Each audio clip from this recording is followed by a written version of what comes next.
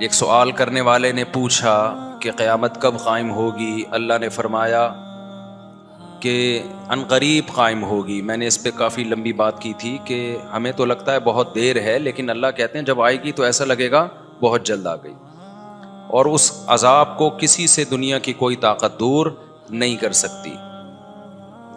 پھر اللہ نے بتایا اس دن ایک دن 50,000 برس کے برابر ہوگا۔ ایک جگہ آتا ہے 1000 برس کے برابر ہوگا سورہ سجدہ میں۔ کسی کے لیے 50,000، کسی کے لیے 1000، کسی کے لیے پلک جھپکنے کے بقدر بھی ہوگا وہ۔ اور یوم تکون السماء کالمہل، آسمان تیل کی تلچھٹ کی طرح ہو جائے گا، آگ کا انگارہ بن جائے گا۔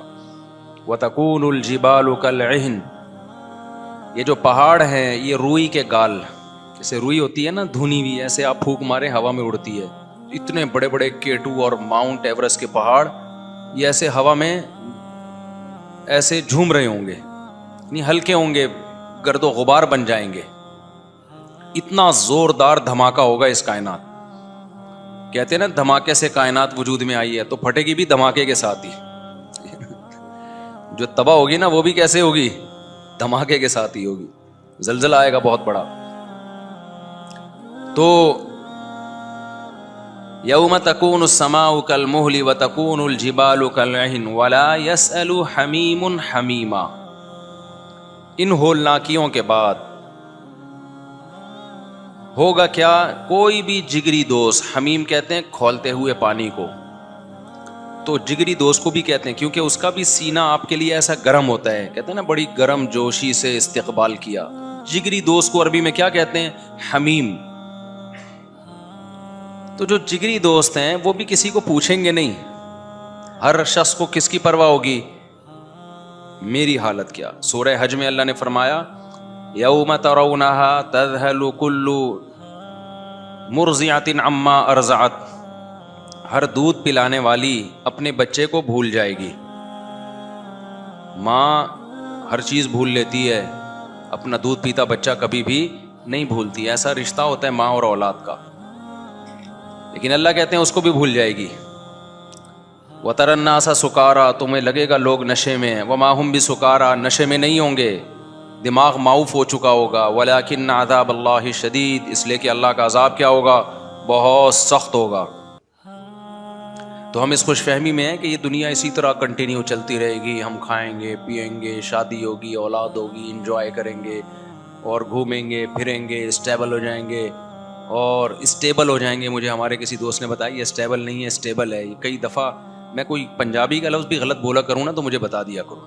میں پنجابی میں ایک لفظ بہت غلط بولتا تھا، ہون کی ہو رہا ہے، تو مجھے ہمارے دوست فیصل آبادی ہیں، انہوں نے بتایا کہ ہون ہوتا ہے، یہ ہون نہیں ہوتا۔ تو یہ بری بات ہے نا، ایک لفظ کو آپ بگاڑ کے پیش کر رہے ہیں، وہ اگلے پہ بڑا برا اثر جاتا ہے۔ تو یہ اسٹیبل نہیں ہے، اسٹیبل ہے یار۔ ہمارے ایک دوست ہیں، ان کو میں نے بولا ہوا ہے کہ مجھے بتا دیا کرو، تو آپ بھی بتا دیا کرو، وہیں ٹوک دیا کرو آپ یوں کر کے نا، ایکسکیوز می سر، یوں ہوتا ہے، اس میں کوئی عیب کی بات نہیں ہے۔ اچھا میاں والی میں ہون بولتے ہیں، چلو اچھا ہو گیا، ہون میں تو پنجابی میں سمجھتا تھا ہون، تو پنجابی میں ہون، میاں والی میں ہون۔ کسی بھی زبان کو جب آپ غلط پڑھتے ہیں نا برا اثر جاتا ہے۔ ہماری اردو کوئی بگاڑ کے پڑھ رہا ہو کتنا غصہ آتا ہے، کبوتر بول رہا ہوں، کبوتر بولا، وہ کبوتر نہیں ہے۔ ہاں اب یہ بھی نہیں کہ تجوید قاریوں کی طرح ہو جائے۔ قاری تو وہ مشہور ہے نا، شیرہ ہے شیرہ، دکان پہ گیا نا قاری صاحب، کہنے لگے شیرہ ہے مٹھائی کی دکان، انہوں نے کہا ہے مگر اتنا گاڑھا نہیں ہے، ٹھیک ہے نا، نارمل شیرے جیسے ہوتے ہیں اس طرح کا شیر ہے۔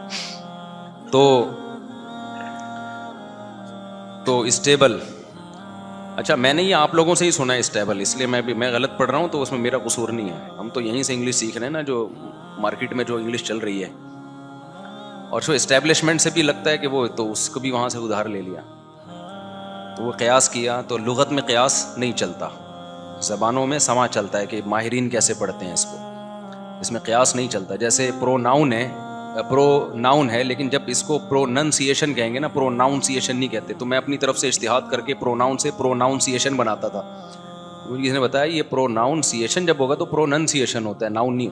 تو لغت میں قیاس نہیں چلتا، سمجھتے ہیں، لغت توقیفی ہوتی ہے۔ توقیفی کا مطلب جیسے اہل زبان پڑھ رہے ہیں آپ کو بغیر کسی کانٹ چھانٹ کے ویسے ہی پڑھنا پڑے گا، اجتہاد نہیں چلتا زبانوں میں۔ اچھا خیر، تو ولا یسأل حمیم حمیما، اللہ کہتے ہیں کوئی دلی دوست بھی کسی دوست کو نہیں پوچھے گا. ایسی تباہی اس کائنات پہ آنے والی ہے. یہ اللہ ہمیں بتائے کیوں بتاتے ہیں یہ ساری باتیں. ہم ترقی ترقی ترقی ترقی ترقی ترقی ترقی ہر وقت دماغ میں نا یہ کھوپڑی میں یہ گھسا لیا ہے. گورے کے پاس خوب سمجھ لو ترقی کے علاوہ کوئی کام ہے ہی نہیں. مادی ترقی کی بات کر رہا ہوں، چونکہ گورے کے پاس مادی ترقی کے علاوہ کوئی کام آخرت کو نہیں مانتا، تو اس نے ترقی کے ساتھ ایک سائیڈ ایفیکٹ بھی آ گیا. اسلام ترقی سے نہیں روکتا، ترقی کے سائیڈ ایفیکٹ سے روکتا ہے. ترقی کے ساتھ ایک سائیڈ ایفیکٹ کیا ہوا ہے کہ اس نے ترقی ہی کو مقصود بنا لیا، اسی کو کامیابی اور ترقی نہ ملنے کو ناکامی. جبکہ اسلام نے بھی آپ کو ترقی کا حکم دیا، لیکن اس کو لنک کر دیا آخرت کے ساتھ کہ دنیا میں ترقی کرو مگر مقصد کیا ہو؟ آخرت. اب وہی مثالیں آ جاتی ہیں، آپ کہیں گے یہ اس کے لنک کیسے ہو گیا بھائی، دنیا میں ترقی کا آخرت سے کیا تعلق؟ بہت گہرا تعلق ہے. دیکھو بار بار ایک مثال دیتا ہوں. بعض حدیثیں انسان ایک دفعہ سنتا ہے، اس سے پورے اصول اور بنیادیں کھڑی ہو جاتی ہیں. میں نے بچپن میں یہ حدیث سنی تھی، 90s کی بات ہے یہ. 91 میں میں نے اپنے ٹیچر سے یہ حدیث سنی تھی، جب میں مولانا بننے کے لیے مدرسے میں بھی نہیں آیا تھا. اس وقت سے یہ حدیث میرے لاشعور میں بیٹھ گئی ہے، اور اس سے مجھے کتنا فائدہ ہوا اسلام کو سمجھنے کے لیے. آپ کو آواز سمجھ میں آ رہی ہے؟ کوئی گونج تو نہیں رہی ہے؟ ہمارے استاذ حدیث کا درس دے رہے تھے، جو بعد میں ہمارے استاذ بنے. اس وقت تک مولانا صاحب تھے، مفتی تھے، درس دیا کرتے تھے. میں ان کے درس میں بیٹھ گیا تو انہوں نے کہا کہ نبی صلی اللہ علیہ وسلم نے ایک صحابی سے فرمایا، وہ درخت لگا رہے تھے، آپ نے فرمایا کیا تم درخت لگاؤ گے تو اتنی عمر ہے اس درخت کی کہ تمہیں پھل دے لازمی؟ تمہاری اتنی عمر ہے بھائی، کل مر جاؤ، پرسوں مر جاؤ، اگلے دن مر جاؤ. درخت کم سے کم کھجور کا درخت 5 سال بعد 10 سال بعد جا کے پھل دے گا. صحابی نے کہا پتہ نہیں. فرمایا پھر یہ اتنی لمبی لمبی امیدیں دنیا سے لگا لی ہیں بھائی؟ درخت کا پتہ ہے نہیں، کہ اپنا پتہ ہے نہیں. سامان 100 برس کا، پل کی خبر نہیں.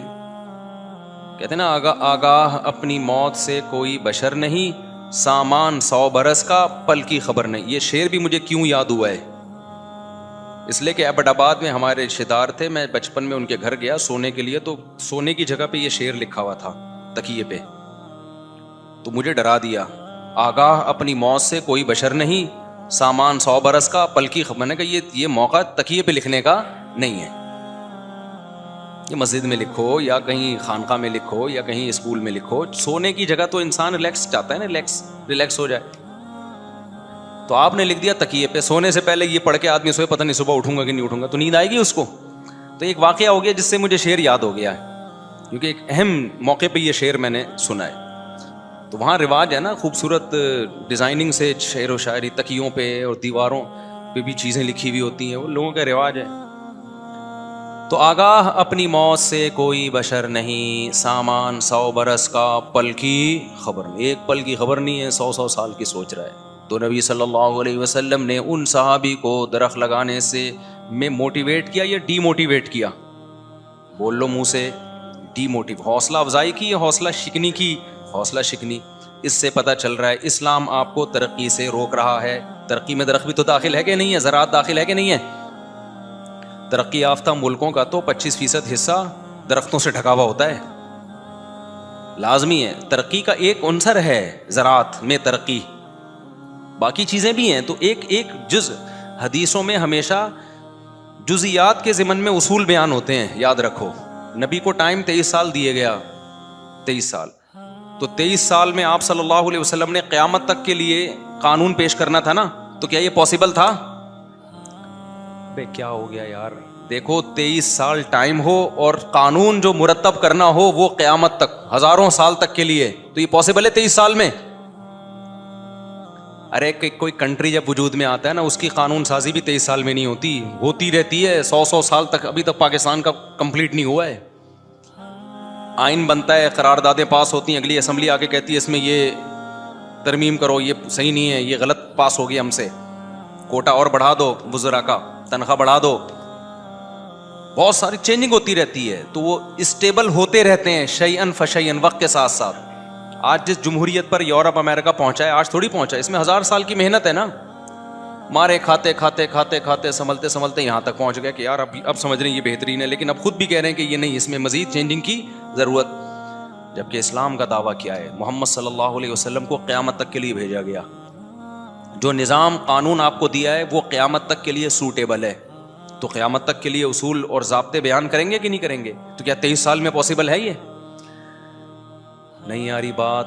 پاسبل ہے 23 سال میں؟ ممکن نہیں ہے. کلا. جبکہ اس 23 سال میں آپ نے نکاح بھی کیے, اس 23 سال میں جنگیں بھی ہیں, اس 23 سال میں تجارت بھی ہے, اس 23 سال میں شکست بھی ہے, اس 23 سال میں فتوحات بھی ہیں, عبادت بھی کرنی ہے, بہت سارے کام ہیں. تو اس لیے حدیث میں اس کا جواب دیا گیا اس اشکال کا. فرمایا مجھے پچھلے پیغمبروں پر جو فضیلت دی گئی ہے نا, ان میں ایک فضیلت یہ بھی, اعطیت جوامع الکلم, مجھے جامع کلمات دیے گئے ہیں. بات تھوڑی سی ہوتی ہے لیکن اس کے مفہوم میں پورا سمندر ہوتا ہے. جس کو یہ اصول سمجھ میں آ گیا نا, خدا کی قسم اس کو قرآن اور حدیث سے ویسی محبت ہو جائے گی. ایک میں مثال اکثر دیتا ہوں, اس موقع پہ بھی دوں گا میں, پھر وہ درخت والی مثال کہیں رہ نہ جائے. دیکھو میں بہت سوچتا تھا, ہم جب اصول فقہ پڑھتے ہیں نا, اصول فقہ, اصول حدیث, یہ اصول جب تک نہیں پڑھتے انسان گمراہ ہوتا ہے. خوب سمجھ لو, اصول فقہ اور اصول حدیث اور اصول تفسیر, دین کے علم کے لیے 4 چیزیں ضروری ہیں. اس کے بغیر کوئی شخص عالم دین نہیں بن سکتا, اور لوگوں کی صحیح رہنمائی قرآن و سنت میں نہیں کر سکتا. وہ باقی کسی خاص چیز میں اسپیشلسٹ بن سکتا ہے, قرآن و سنت میں نہیں بن سکتا. نمبر 1, عربی گرامر اور عربی زبان.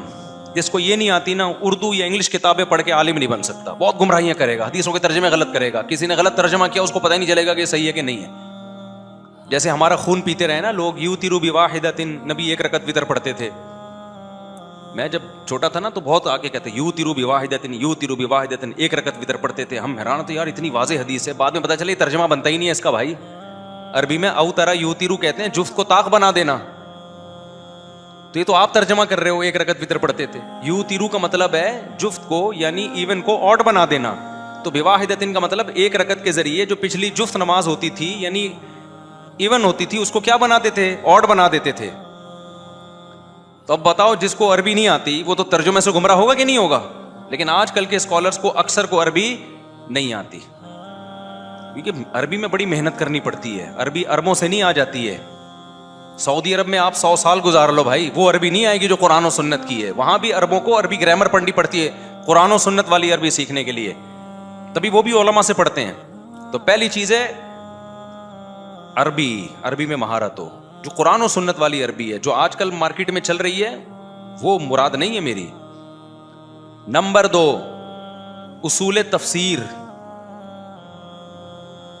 یہ بیس ہے. نمبر 3, اصول حدیث. نمبر 4, اصول فقہ. یہ پڑھنے کے بعد یعنی تفسیر کے اصول کیا ہیں جو قرآن و سنت ہی سے نکالے گئے ہیں, حدیث کے اصول کیا ہیں, فقہ کے اصول کیا ہیں. فقہ کہتے ہیں قرآن و حدیث سے جو احکام کا باب ہے نا, مسائل حلال حرام جائز ناجائز, اس کو فقہ کہا جاتا ہے. فضائل کی حدیثیں الگ ہیں, فقہ کے بالکل الگ ہوتی ہیں. تو جب تک ان کے بیسک اصول کوئی نہیں پڑھ لیتا اور اس اصولوں کے بعد پھر قرآن بھی پڑھے, حدیث بھی پڑھے, پھر فقہ بھی پڑھے, فقہا کے اختلافات جانتا ہو کہ کس کی کیا دلیل ہے, سب کو پڑھا اس نے, امام شافعی کی دلیل, ان کا جواب, یہ ساری چیزیں جب تک کوئی پڑھ نہیں لیتا عالم نہیں بنتا. اصول حدیث میں کیا ہوتا ہے, آج آپ کسی کے سامنے حدیث پیش کرو فوراً منہ سے پھوٹ دے گا ضعیف, ایک دم منہ سے بول دے گا. اب کون جا کے بیٹھے گا کہ یہ حوالہ بھی دے دے گا فلاں نے ضعیف کہا ہے, فلاں نے ضعیف کہا ہے, تو صحیح کہا ہے یا غلط کہا ہے؟ آپ کے پاس اصول کیا ہے جس سے آپ فلاں کو پہچانو گے؟ کہنے پر تو گورنمنٹ کی طرف سے کوئی پابندی نہیں ہے. وہ لوگ کہہ دیتے ہیں محدثین نے کہا ہے, تو محدثین نے صحیح بھی تو کہا ہے, بعض محدثین نے اس کو صحیح کہا ہے, بعض نے ضعیف کہا ہے. آپ کے پاس کیا کرائٹیریا ہے؟ تو یہ چیزیں کہاں پڑھی جاتی ہیں؟ اصول حدیث میں. تو ان کو اصول حدیث کی ککھ بھی نہیں پتا ہوتی کیونکہ سب کتابیں عربی میں ہیں. تو اس لیے جب پراپر علم نہ ہونا تو نہ اس کو فتویٰ دینے کا حق ہے, نہ مسائل بتانے کا حق ہے. ہاں کسی چیز میں وہ اسپیشلائزیشن کر سکتا ہے, مناظرے میں, ایتھیزم میں, یا تقابل میں, جو مختلف ادیان کا تقابل ہے, اس میں تو ہو سکتا ہے. پراپر شریعت کا علم جب تک اس پروسیس سے نہیں گزرے گا نہیں حاصل ہو سکتا. آگے چلتے ہیں, جو بات میں کر رہا تھا. تو اب دیکھو, مجھے اشکال یہ ہوتا تھا کہ قرآن مجید کیا کہتا ہے, وَلَا تَقُلْ لَهُمَا اُفٍّ, ماں باپ کے سامنے اف بولو مت کرو. ہم اصول فقہ میں یہ پڑھتے تھے کہ جب بھی کوئی قرآن کی کسی آیت سے یا حدیث سے مسئلہ نکالا جاتا ہے، مسئلہ کسے کہتے ہیں؟ یہ جائز ہے، یہ ناجائز. لوگ کہتے ہیں نا ایک مسئلہ پوچھنا ہے مفتی صاحب، یہ جائز ہے یا ناجائز ہے، تو اس کو کیا کہتے ہیں؟ مسئلہ. تو قرآن یا حدیث سے جب بھی مسئلہ نکالا جاتا ہے تو اس کے 4 طریقے سے استدلال کیا جاتا ہے. استدلال کا مطلب اس کی بات سے آپ 4 طرح سے نتیجہ نکال سکتے ہیں. ایک کو کہتے ہیں عبارت النص. عبارت النص کا مطلب کیا ہوتا ہے؟ کہ قرآن نے وہ آیت چلائی ہی اس مقصد کے لیے، شان نزول ہی یہی ہے، بتایا یہی جا رہا ہے کہ یہ کرنا ہے تم نے. سمجھتے ہو کہ نہیں سمجھتے؟ جیسے ماں باپ کو اف کہنا حرام ہے، یہ مسئلہ قرآن کی آیت سے ثابت ہے، کیونکہ قرآن یہی بتانے کے لیے تو لایا ہے کہ اف کرنا جائز بولو نہیں ہے. اس کو کہتے ہیں عبارت النص. نص کی عبارت ہی بتا رہی ہے. بعض دفعہ قرآن اور حدیث سے مسئلہ نکالا جاتا ہے دلالت النص سے. دلالت کا کیا مطلب ہے؟ نص میں یعنی آیت میں اس کا تذکرہ نہیں ہوتا، لیکن بغیر اجتہاد کے، بغیر ڈیپتھ میں جائے، بغیر زیادہ غور و فکر کیے، ہر انسان سمجھ جاتا ہے کہ اس کا مقصد کیا ہے.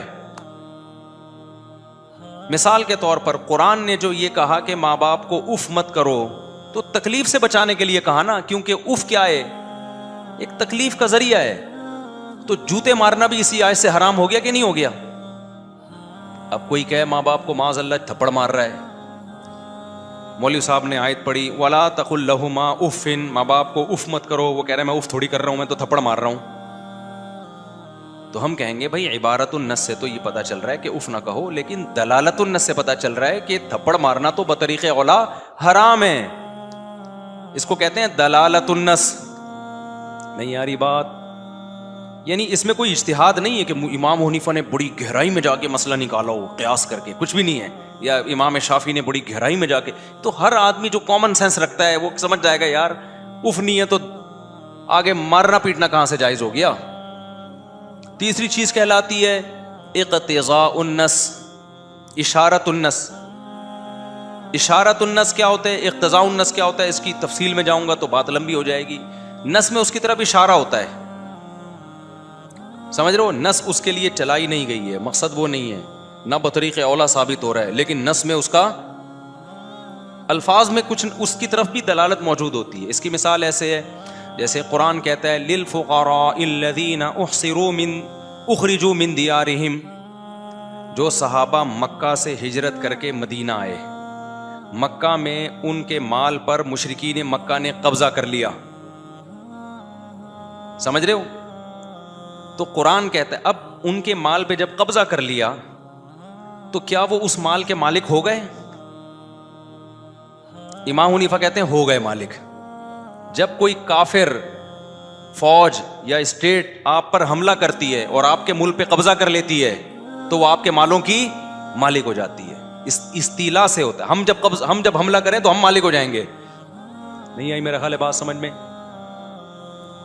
اب امام شافعی رحمہ اللہ کی رائے اس میں یہ کہ نہیں مالک نہیں ہوں گے، جبکہ امام حنیفہ کی رائے یہ ہے کہ جب جنگ ہو نا کسی قوم سے، جب جنگ نہیں ہے پھر نہیں. آپ امریکہ چلے گئے اور وہاں کسی گورے کا مال اٹھا کے لے آئے تو اس سے مالک نہیں بن جائیں گے. لیکن میدان جنگ میں جب آپ نے سامنے والے کے مال پہ قبضہ کر لیا، اس کی زمینوں پہ قبضہ کر لیا، تو مالک کون ہے؟ ہو آپ. اسی طرح گورے کی میں بلا وجہ گھسیٹ رہا ہوں بیچارے کو. اسی طرح کوئی بھی جب ملک آپ کے ملک پہ چڑھائی کرتا ہے اور آپ کا اس سے کوئی ایگریمنٹ نہیں ہے اور وہ قبضہ کر لیتا ہے اموال پہ، تو وہ اس کا مالک ہو جاتا ہے.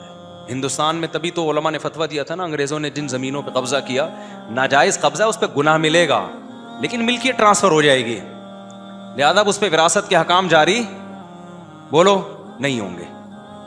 ظلمن قبضہ ہوگا لیکن ملکیت ٹرانسفر ہو جائے گی اس میں، کیونکہ اس سے تو سارا نظام پھر آگے خراب ہو جائے گا نا. اب انگریزوں نے قبضہ کیا تھا، جائیدادیں دے دی، اب ہم کہیں کہ یہ چونکہ ناجائز قبضہ تھا تو یقیناً ناجائز، لیکن ملکیت انہی لوگوں کی ہے، تو اب آپ کون تلاش کرے گا؟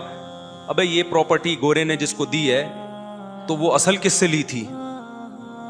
تو اصل کی طرف جائیں گے تو پورا وراثت کی ساری کا نظام سیٹ اپ کیا ہو جائے گا، یعنی کسی کے لیے کوئی چیز پھر حلال ہی نہیں رہے گی.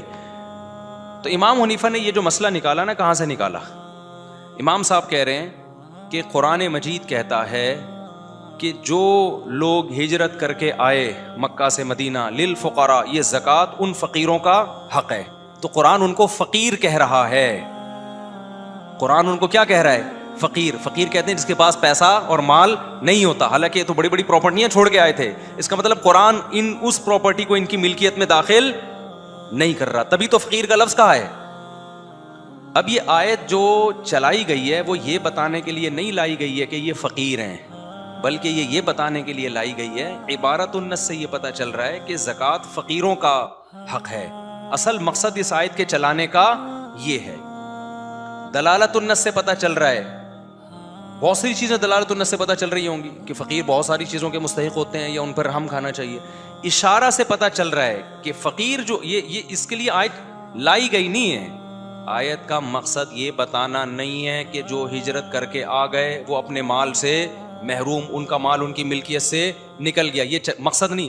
لیکن لفظ میں یہ موجود ہے کہ اللہ ان کو فقیر کہہ رہا ہے، اور فقیر وہ ہوتا ہے جس کے پاس پیسہ نہیں ہوتا. تو اس کا مطلب یہ پراپرٹیوں کے مالک نہیں رہے ہیں. اٹ از کالڈ اشارت النص. سمجھتا ہے کہ نہیں سمجھتا ہے؟ اور ایک ہوتا ہے اقتضاء النص. اقتضاء النص کا مطلب یہ ہوتا ہے کہ جب تک اگلی بات فرض نہیں کریں گے پچھلی ٹھیک ہوگی نہیں.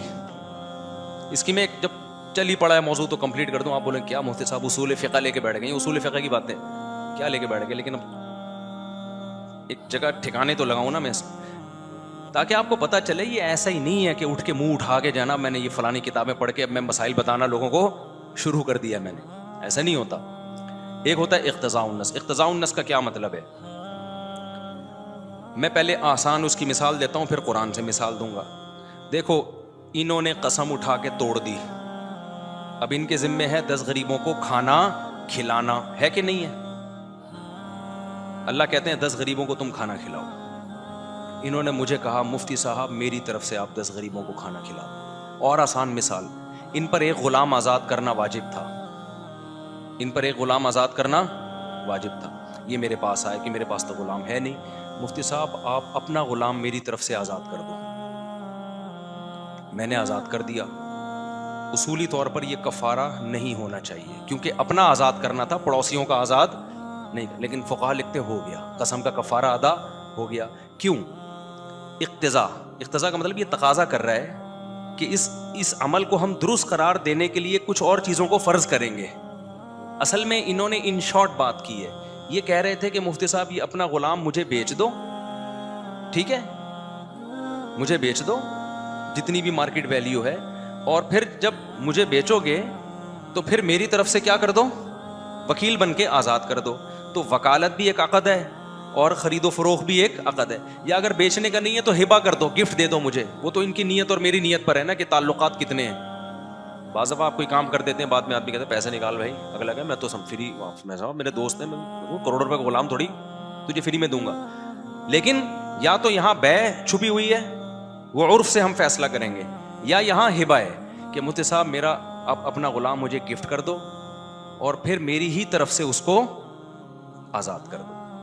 تو ہم نے یہ جو گفٹ کو فرض کیا ہے، ہبہ کو، یہ کہیں لفظوں میں موجود تھا نہیں. لیکن اس عمل کو درست قرار دینے کے لیے اس گفٹ کے عمل کو، عقد کو ہم نے لازمی فرض کرنا ہے. تو وہ جو گفٹ ہے وہ اقتضاء النص سے ثابت ہے. سمجھتے ہو کہ نہیں سمجھتے؟ اب میں اس کی مثال دیتا ہوں. قرآن وراثت میں بتاتا ہے یوصیکم اللہ فی اولادکم، اللہ تمہیں تمہاری اولادوں کے بارے میں وراثت میں وصیت کرتا ہے. للذکر مثل حظ الانثیین، لڑکے کو لڑکی کی نسبت ڈبل دے دینا. فإن كن نساء فوق اثنتین فلہن ثلث ما ترک، 2 بیٹیاں یا اس سے زیادہ ہوں تو 2/3 دے دینا. آگے اللہ فرماتے ہیں کہ اگر کسی کی اولاد نہیں ہے، وورثہ ابواہ،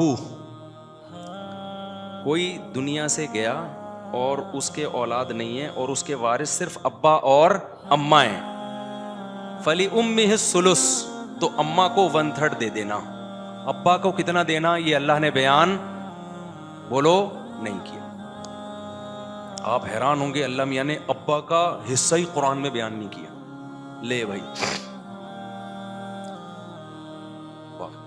بالکل ایسے ہی ہے نا. لیکن یہ پتہ کیسے چلا؟